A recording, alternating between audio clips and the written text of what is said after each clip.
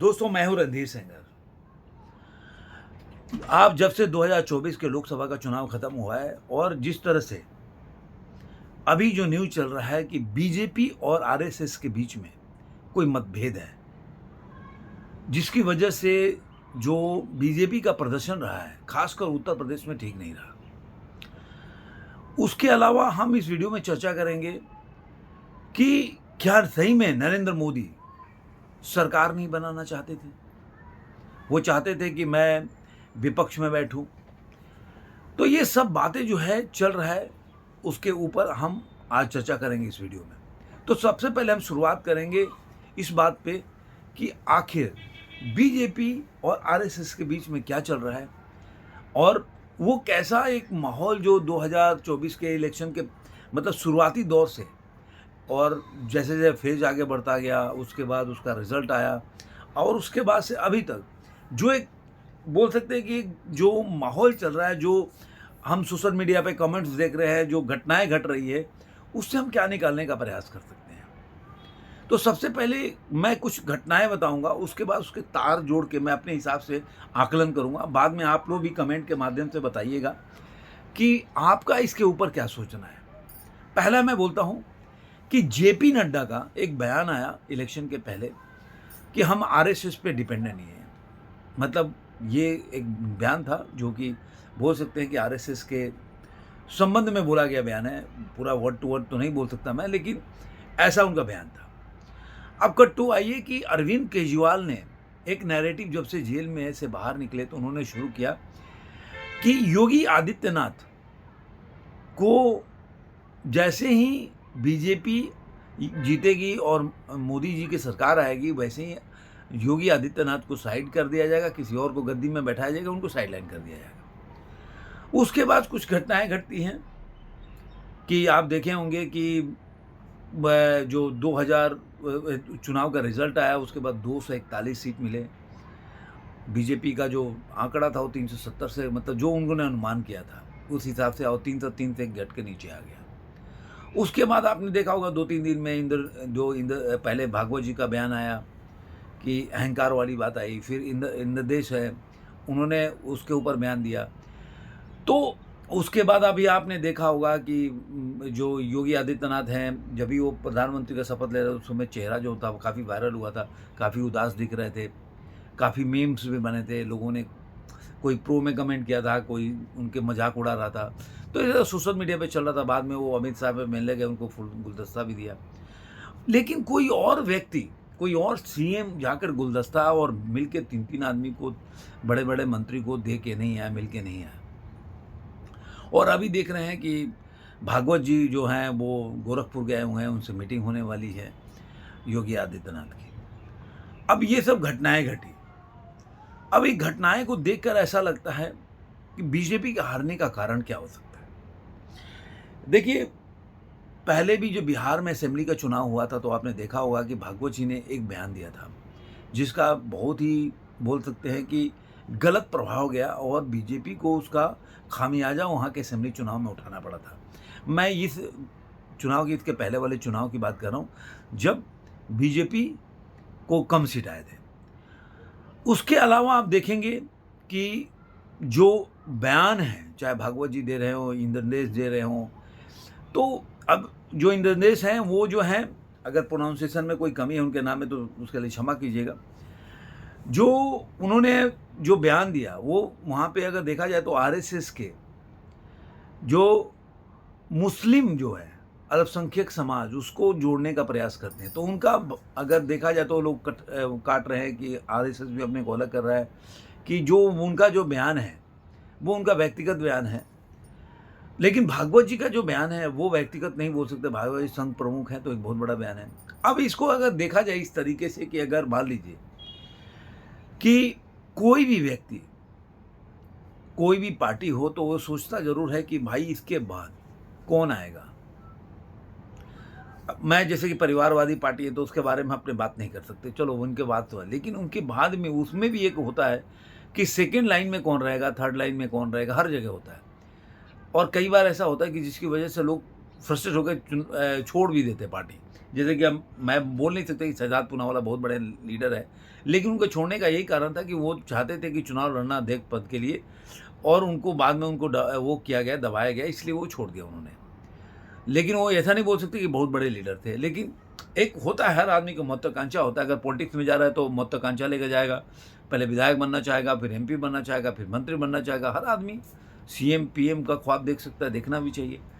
आपने इसके साथ देखा होगा कि अभी महाराष्ट्र में अभी पोस्टर लगा था जीतने के बाद, 10 में से 8 सीट जीत गया अपना एनसीपी। तो एनसीपी जीत गई तो उनका जो आपस में जो अपना उनका जो मीटिंग हुआ, तो उसमें पहले पूरा पोस्टर लगाया गया महाराष्ट्र में कि भाई जयंत पाटिल के नेतृत्व में हम चुनाव जीत गए। लेकिन बाद में आपको पता ही होगा कि रोहित जो पवार हैं उनको आगे किया गया, जो शरद पवार के पोते को आगे किया गया था पहले, किसी जब अजीत पवार छोड़ के गए थे तो उस मीटिंग में रोहित पवार ने बहुत जयंत पाटिल पे कटाक्ष किया। तो हर जगह महाराष्ट्र में जयंत पाटिल का पोस्टर लगा हुआ था और उनके कार्यकर्ता लोगों ने उनके जीत की बधाई दी कि उनके नेतृत्व में चुनाव लड़ा गया। लेकिन बाद में जब मीटिंग हुआ तो मीटिंग में रोहित पवार ने इस पर कटाक्ष किया। बाद में उसका जो जयंत पाटिल है उन्होंने जवाब भी दिया कि जो भी मतलब जवाब दिया कि आपको इस मंच पे नहीं बोलना चाहिए था, अकेले बोलना चाहिए था, जो भी है। तो ये सब क्या होता है कि जब सुप्रिया सुले, तो उसके बाद आखिर कौन? तो वो अब रोहित पवार उसका जगह लेंगे या जयंत पाटिल? तो वैसे ही है कि आप अगर बीजेपी का प्रधानमंत्री अगर मोदी जी हैं 2029 में मान लीजिए, उसके बाद कौन? तो एक नैरेटिव है जो कि चल रहा था कि भाई योगी आदित्यनाथ को वो लोग अलग करना चाहते हैं, क्योंकि योगी आदित्यनाथ जिस तरह से मोदी जी अपने टाइम में गुजरात में जब सीएम थे बहुत पॉपुलर थे, उस तरह के योगी आदित्यनाथ का भी एक क्रेज है ऑल ओवर इंडिया में, और लोग उनके फॉलोअर हैं जो हिंदुत्व में विश्वास करते हैं, वो लोग योगी आदित्यनाथ को ज़्यादा मानते हैं। और जो उनका जब वर्किंग स्टाइल है, जो बहुत ज़्यादा वो बोलते हैं वोकल हैं, या उनका जो एकदम प्रॉम्प्ट एक्शन लेने का तरीका है, वो उन लोगों को और ज़्यादा मतलब बोल सकते हैं कि फेमस उनको बनाता है, या उनके फॉलोअर को बहुत अच्छा लगता है कि उनको लगता है कि नहीं, वो कोई मतलब थोड़ा सा बैलेंस करने का प्रयास नहीं करते, वो जो करना है कर देते, वो ज़्यादा सोचते नहीं है। तो एक बोल सकते हैं कि मोदी जी का अपग्रेडेड वर्जन है योगी आदित्यनाथ, और जो हिंदुत्व के बहुत ज़्यादा जो प्रखर लोग हैं, वो लोग योगी आदित्यनाथ को ज़्यादा मानते हैं। इस मामले में अगर देखा जाए तो वो लोग ज़्यादा मानते हैं। अब यहाँ पे होता है कि क्या इसमें कोई सच्चाई थी कि यू उनको मतलब उनको अलग करने के, क्योंकि ये खबरें भी आई थी कि जो उनके टिकट का जो आरएसएस ने ग्राउंड रिपोर्ट से तैयार करके, आरएसएस हर जगह एक फीडबैक देता है कि भाई इसको टिकट देना चाहिए, इसको नहीं देना चाहिए, इनका मतलब कंजूसी में कैसा इनका मतलब फीडबैक है। और ऐसा सुना बताया जाता है कि योगी आदित्यनाथ और आरएसएस ने मिलकर इन लोगों ने एक फीडबैक दिया था कि भाई ये चुनाव में ऐसे लोगों को मिलना चाहिए, लेकिन इनकी चली नहीं। और जो भी मतलब चाहे नड्डा साहब की तरफ से या अमित साहब की तरफ से अपने अपने जो उन्होंने लिस्ट जारी किया, उन्हीं के हिसाब से उन्होंने टिकट दिया, और जिसका आपको रिजल्ट आपको आपके सामने दिख रहा है, जिसके लिए मीटिंग भी चल रही है अभी।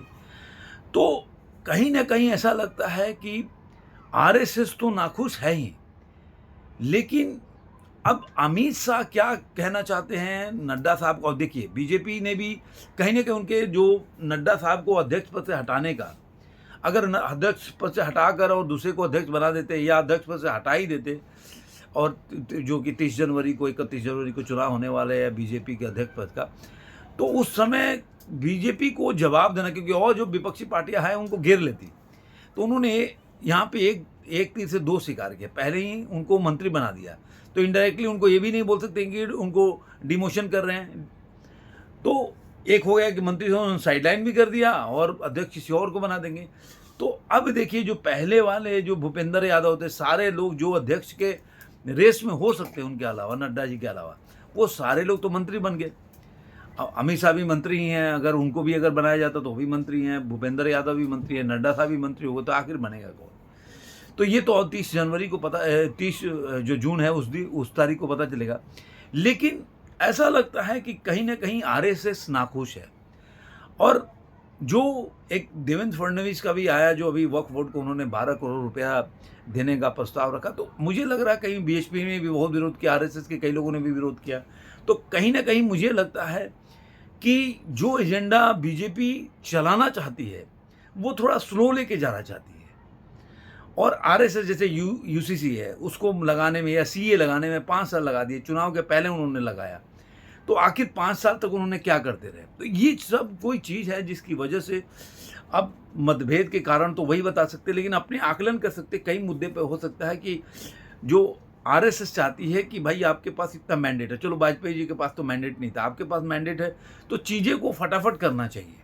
आप इंतजार करते रहते हो और वो काम नहीं करते, आप सोचते हो कि आप जैसे काम कर रहे हो आप ही के तरीके से काम चलना चाहिए। और आपको याद होगा तो इसी तरह वाजपेयी जो थे 2004 में उनका आरएसएस के साथ तनातनी हो गया था, जिसकी वजह से वाजपेयी जी का साइनिंग इंडिया का कैंपेन फेल हो गया। देखिए आरएसएस एक ऐसा संगठन है जो गांव-गांव में है, जो काम करते हैं। आप मान लीजिए कि आपको अगर 2% 3% वोट भी अगर आरएसएस की वजह से मिल रहा है तो बहुत बड़ा हो गया, क्योंकि वो ज़मीन पे काम करते हैं, उनको पता होता है, वो उनके कैडर होते हैं, वो लेके जाते हैं, लोगों को वोट दिलाते हैं या मोटिवेट करते हैं, लेकिन वहाँ पे आप सफल नहीं हो पाते। आपने छोड़ दिया उनको साथ, उनको लगा कि आपने उनके ऊपर मतलब आप उनको इग्नोर कर रहे हो, तो इग्नोर जब करोगे तो उसका रिपरकशन भी तो आपको झेलना पड़ेगा। तो मुझे ऐसा लग रहा है कि ये जो चीज़ है ना कहीं बीजेपी में ये चल रहा था। अब इसमें कितनी सच्चाई है वो तो, लेकिन मुझे लगता है कि कहीं ना कहीं आरएसएस नाखुश था। और अब जो मीटिंग चल रही है, मुझे लगता है कि इन फ्यूचर आरएसएस इतना ज़रूर है कि योगी आदित्यनाथ में अपना फ्यूचर देख रहा है मोदी जी के बाद। ऐसा नहीं करूँ कि मोदी जी के टाइम पे, मोदी जी के बाद जो आरएसएस है वो ज़रूर योगी आदित्यनाथ में फ्यूचर देख रहा है। इसलिए जो है उनके साथ उनकी मीटिंग भी हो रही है अभी, मतलब वहाँ पे उत्तर प्रदेश में हर जगह शाखाएं भी खोलने का, उनका ऑफिसेस भी खोलने के लिए वो पूरा प्लान तैयार कर रहे हैं, और कैसे चुनाव जीतना चाहिए। क्योंकि अभी देखिए 9 विधानसभा का उपचुनाव भी आएगा, उसके बाद 27 में चुनाव भी होगा, तो ये सारी तैयारी पहले से करनी पड़ेगी। तो मेरा ऐसा मानना है कि जो कहीं ना कहीं अमित शाह, अगर ऐसा लगता हो जैसे कि खबरें आ रही हैं कि अमित शाह को या कहीं रेस तो होगा या नहीं होगा, लेकिन ऐसा लग रहा था कि अमित शाह कहीं ना कहीं बात नहीं सुन रहे हैं जो योगी आदित्यनाथ का, जो कि खबरें आ रही हैं, जिसकी वजह से जो टिकट देना था वो टिकट अपने मर्जी से दिए, जिसकी वजह से चुनाव हार गए। क्योंकि असेंबली सीट में चला था और 2019 के चुनाव हुआ था, जो चाहे योगी आदित्यनाथ ने जिसको चाहा उसको टिकट दिलाया और रिजल्ट आपके सामने है, लेकिन इस समय उनकी चली नहीं। और यही वजह है कि देखिए आरएसएस के मोहन भागवत जी का मीटिंग भी योगी आदित्यनाथ के साथ चल रहा है, बाकी और किसी के साथ अभी नहीं चल रहा है। तो अब ये आने वाले दिनों में पता चलेगा कि कौन सा पैक्ट और क्या इसका रिपरकशन होने वाला है। क्या ये 1 साल 6 महीने में आपको धीरे धीरे उसकी जो भी बातें हैं वो सामने आने लगेंगी। इंद्रदेश जी जो है उन्होंने अपने बात से मतलब उसको अब मैनिपुलेट करने का प्रयास किया कि मुझे कहने का मेरा मतलब ये नहीं था, वो अलग चीज़ है। तो मेरा कहना ये था कि पूरा जो आरएसएस बीजेपी के तनातनी है वो चीज़ है। मुझे नहीं लग रहा कि मोदी जी के साथ कोई होगा, लेकिन मोदी जी के इर्द गिर्द जाते हैं। देखिए चुनाव में कहीं भी किसी भी संस्था हो, पार्टी हो, वहाँ पे मेन लीडर से तुलना आदमी परेशान नहीं होता, उसके इर्द गिर्द लोग लगे रहते हैं। उनका अगर गलत तरीके से लोग बैठ जाते हैं और निर्णय गलत होने लगती है तो कहीं ना कहीं वो प्रभाव डालता है। क्योंकि आप देखिए कि ऐसा होता रहा है, राहुल गांधी के इर्द गिर्द भी लोग हैं। राहुल गांधी का पहले कैसा व्यवहार था 2019 के पहले, 2014 के बाद, दोनों में आज के टाइम में कितना परिवर्तन है। उनके इर्द गिर्द के लोग कैसे बदल गए, उनके कमेंट कैसे आने लगे, वो दिन पर दिन वर्स्ट होता जा रहा है। वो 99 सीट जीतने में खुश होकर महसूस कर रहे हैं, और उनके जो समर्थक हैं उनको प्रधानमंत्री का फोटो, मतलब ये तो इसको तो मैं मानता हूँ कि उनका अपहास उड़ा रहे हैं कि बंदा कुछ भी नहीं है और उसको प्रधानमंत्री का फोटो बना के आप मजाक उड़ा रहे हो। जैसे मेरे को बोल दो, जैसे गोविंदा था वो उसमें कूली नंबर 1 में आप कभी पुलिस के भेष में, कभी वकील के भेष में, तो अब वो राहुल गांधी कैसे उसको लेते हैं वो तो राहुल गांधी के ऊपर। लेकिन मेरे हिसाब से तो बहुत ही उनके कैडर के लोग जो भी शेयर करते हैं उन्हीं का मजाक उड़ा रहे हैं। तो ये तो एक बात हुई। दूसरा एक बहुत बड़ा केस है, क्या नरेंद्र मोदी जो थे, जो चर्चा का विषय था हमारा, क्या वो चुनाव जो है, वो चुनाव के बाद जो रिजल्ट के बाद वो छोड़ना चाहते थे? ये क्योंकि ये चल रहा है, क्योंकि ये अब देखिए सच्चाई कितनी है वो तो बात की बात है, लेकिन ऐसा एक चल रहा है सोशल मीडिया पे कि नरेंद्र मोदी को जब ये चुनाव का परिणाम आया उसके बाद उन्होंने बोला कि भाई सरकार तो मैं नहीं बनाऊंगा, मैं विपक्ष में बैठने को तैयार हूँ, क्योंकि कांग्रेस भी बोल रही थी मैं सरकार बनाना चाहता हूँ। तो जयराम रमेश भी सोचे नहीं थे कि भाई अरे यार मोदी जी तो मना कर देंगे, तो अब जयराम रमेश के ऊपर आ गए, भाई चलो भाई सरकार आप ही बना लो। अब जयराम रमेश अगर मान लीजिए कि अगर नायडू और वो भी दोनों आदमी भी आ जाए तो सरकार बना सकते हैं क्या 28 आदमी को लेकर? इम्पॉसिबल है। 235-36 में अगर 28 भी जोड़ लेंगे तो कितना हो जाएगा? तो सरकार नहीं, 272 का आंकड़ा तो छू नहीं पाएगा। तो बाद में इन लोगों ने तुलना देखिए, इन्होंने तैयारी तो देखिए, अब ये तो एक चल रहा है, कितनी सच्चाई वो अलग है, लेकिन कुछ घटनाएं ऐसी घटी जिसपे आपका जरूर ध्यान आना चाहिए। शरद पवार ने जो चंद्रबाबू नायडू थे उनसे कांटेक्ट करने का प्रयास किया, नीतीश कुमार के साथ कांटेक्ट करने का प्रयास किया। उसके अलावा एक दो वीडियो आपको स्टालिन साहब के साथ भी नायडू साहब के मीटिंग का सोशल मीडिया पर वायरल होने लगा। फिर डीके शिव कुमार के साथ भी उनका मीटिंग, अब ये कब का वीडियो है ये तो पता नहीं है, लेकिन ये सब सोशल मीडिया पर चलने लगा। तो कहीं ना कहीं अब देखिए कैसे आजकल तो क्या ना, सोशल मीडिया को लोग और वीडियो को गलत तरीके से इस्तेमाल भी करते हैं, लेकिन ऐसा बताया जा रहा है, चिराग पासवान ने बोला कि अगर मोदी जी, मतलब उनके इनडायरेक्टली कहने का मतलब अगर मोदी जी चाहते हैं तो हम विपक्ष में उनका कुछ सोचना, वो कुछ और अच्छा सोच रहे होंगे इसलिए वो ऐसा कर रहे हैं, तो जो भी करेंगे उनके साथ हैं। तो ये सब सोशल मीडिया पे चल रहा है। अब इसमें कितनी सच्चाई है वो मैं नहीं जानता, लेकिन मुझे लग रहा है कि नायडू और नीतीश कुमार के पास और कोई विकल्प नहीं था, क्योंकि आप देखिए अभी नीतीश कुमार मतलब बोल सकते हैं कि बिहार में वो बीजेपी के ज़्यादा सीट होने के बावजूद भी लीडर हैं, और वो आज के टाइम में अगर वो इंडी गठबंधन में जाएंगे तो क्या उनका हश्र होगा? क्या अभी तो अगर जाएंगे तो मजबूरी होगी, तो जो तेजस्वी यादव है तो बोलेगा मैं सीएम बनूंगा, तो सीएम की गद्दी भी वहाँ जा सकती है। यहाँ पे मंत्रालय में भी अब मान लीजिए कि इतनी पार्टियाँ हैं और सब, मतलब कोई बहुत बड़ा पार्टी सब में नहीं है कि मतलब वो लीड कर सके।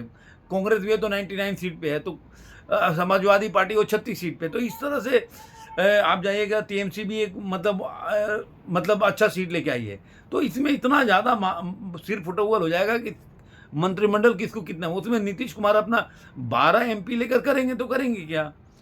तो उनको लगा होगा कि ये सही है, वैसे ही वहाँ पे चंद्रबाबू नायडू को भी लगा होगा। तो ये सब एक जो कयास है वो लगाया जा रहा हो। देखिए निर्दलीय किसी के भी नहीं, तो जिसके पास सत्ता होती है वो इधर उधर 6-7-8 हो ही जाते हैं। तो बीजेपी अगर 28 भी यहाँ पे अगर चले भी जाते तो कितने की कमी होगी? आप निकाल लीजिए कि 293 में से 28 चली जाएगी तो कितना होगा? 23 70 और 70 और 5 तो 65 हो जाएगा। निर्दलीय 7 अगर ले लेंगे तो ऐसे ही 72 सीट हो जाएगा। तो कहने का क्या मतलब है कि बीजेपी की सरकार कहीं जाने वाली है नहीं, और निर्दलीयों को फिर साधना ज़्यादा आसान होगा ये दोनों लोगों से ज़्यादा, क्योंकि दोनों लोगों की डिमांड ज़्यादा होगी। निर्दलीयों को तो उतना डिमांड भी नहीं होगा, 7 लोग आएंगे तो उनको कुछ भी करके व्यक्तिगत रूप पे कुछ भी दे के उनको बना सकते हैं। तो मुझे लग रहा है कि जो भी है, अब खबरें जो चल रही है उसमें कितनी सच्चाई हो तो बाद में पता चलेगा। आपको ये वीडियो कैसा लगा जरूर कमेंट में बताइएगा। फिर मिलेंगे ऐसे ही किसी वीडियो में, तब तक के लिए धन्यवाद।